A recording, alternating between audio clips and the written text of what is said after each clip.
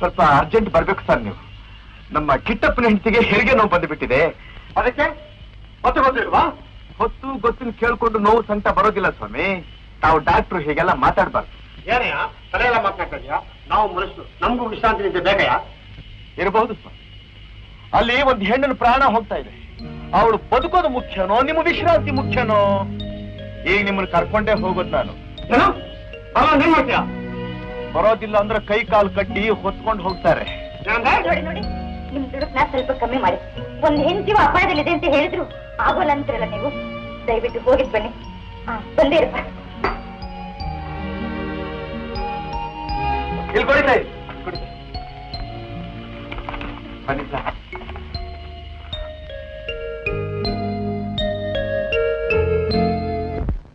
ಭದ್ರ, ನೀನ್ ಪಾರ ಮುಟ್ಟು ಪ್ರಮಾಣ ಮಾಡ್ತೀನಿ ಕಡೆ. ದೇವ್ರು ಈ ಗಂಡಾಂತರದನ್ನ ಹೆಂಡತಿ ಪಾರ್ ಮಾಡ್ಬಿಟ್ರೆ ಇಲ್ಲಿ ಜನ್ಮದಲ್ಲಿ ನಾನು ಸಾರಾಗ್ಬಿಟ್ಟಿದ್ದೀನಿ ಕಡೆ. ಯಾಕೋ ಹೆದರ್ಕೋತಿಯಲ್ಲ?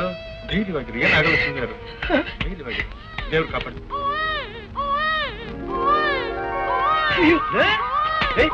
ನೀನೆಲ್ಲ ಹೋಗ್ತಾ ಇದೀಯಾ? ಅವ್ರು ಬಂದು ಹೇಳ್ತಾರೆ, ಸುಮ್ಮನೆ ಸ್ವಲ್ಪ ತಡ್ಕೊಳ್ಳೋ. ಅಂತೂ ಮಗು ತಂದೆ ಆಗ್ಬಿಟ್ಟೆ. ಗಂಡ್ಮಗು ಕಣೆ. ಓಹೋ, ಗಂಡ್ಮಗು ಗಂಡ್ಮಗು ಅಂತಪ್ಪ. ಸ್ವಾಮಿ ಹೋಗ್ಬೋದೆ ಒಳಗೆ? ಹೋಗೋಣ. ಹೌದು ಸ್ವಾಮಿ, ನಿಮ್ ಬ್ಯಾಗ್ ತಗೊಂಡ್ಬಂದ್ಬಿಡಿ.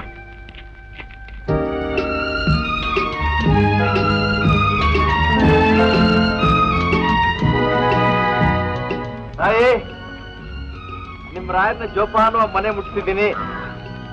ಸ್ವಾಮಿ, ನನ್ನ ಮಾತಿನಿಂದ ನಿಮ್ಮ ಮನಸ್ಸಿಗೆ ಬೇಜಾರಾಗಿರಬಹುದು. ದಯವಿಟ್ಟು ಕ್ಷಮಿಸಬೇಕು, ಕೋಪ ಮಾಡ್ಕೋಬೇಡಿ. ಪಾಪ ಮಲ್ಕೊಂಡಿದ್ರೆ ಮಾಡ್ತಾ ಇದ್ದವ್ರನ್ನ ಎಬ್ಬರಿಸಿ ಬಹಳ ಶ್ರಮ ಕೊಟ್ಟ ಹಾಗಾಯ್ತು.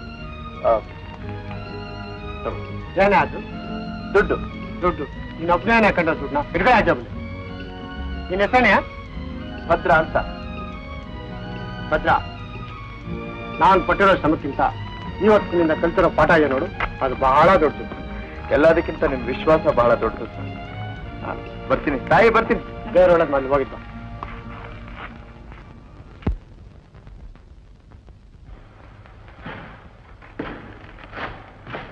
ವೀರಣ್ಣ, ಗಾಡಿ ಬಿಟ್ಟಿದ್ದೀನಿ, ನೋಡ್ಕೋ.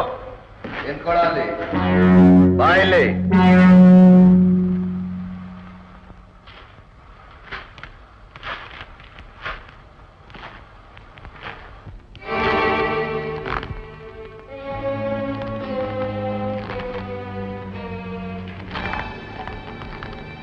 ಯಾರನ್ನು ಕೇಳಿ ಗಾಡಿ ತಗೊಂಡು ಹೋದೆ?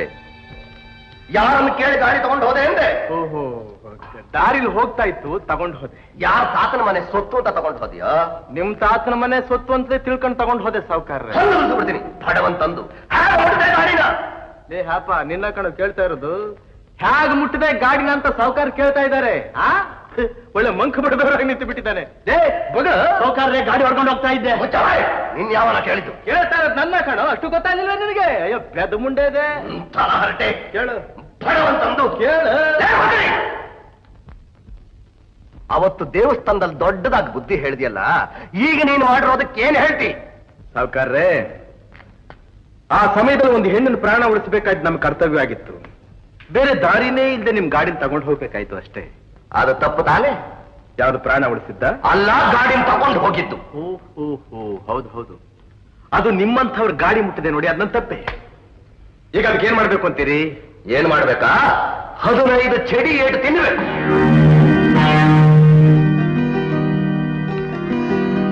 ಆಗ್ಬೋದು ಸಾವುಕಾರ್ರೆ, ಆಗ್ಬೋದು. ಏಯ್, ತಗೊಳ ಚಾವಟಿನ.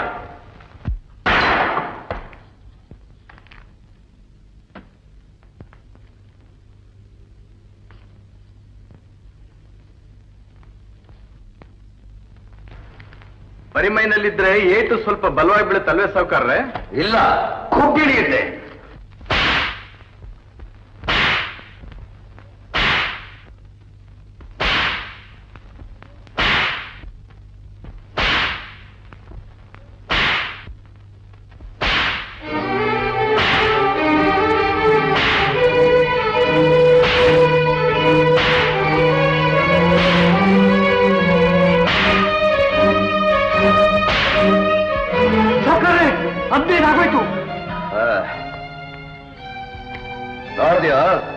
ನಮ್ಮನ್ನ ಕೆಣಕದವರ ಗತಿ ಏನಾಗುತ್ತೆ ಅಂತ ಗೊತ್ತಾಯ್ತಾ ನಿನಗೆ? ಹಡವ, ಸಾಯೋವರೆಗೂ ಮರಿಬಾರದು ನಿನ್ನ ಮೈ ಮೇಲೆ ಬಿದ್ದಿರೋ ಬಾಸುಂಡೆಗಳನ್ನ. ಜ್ಞಾಪಕ. ಬರೀ ಮೈ ಮೇಲೆ ಬಿದ್ದಿರೋ ಬಾಸುಂಡೆಗಳಾಗಿದ್ರೆ ಮರೆತು ಬಿಡಬಹುದಾಗಿತ್ತು ಸಾವುಕಾರ್ರೆ. ಇದು ಹೃದಯದ ಮೇಲೆ ಬಿದ್ದಿರೋ ಬಾಸುಂಡೆ. ಇದನ್ನ ಮರೆಯೋದಕ್ಕಾಗತ್ತೆಯೇ?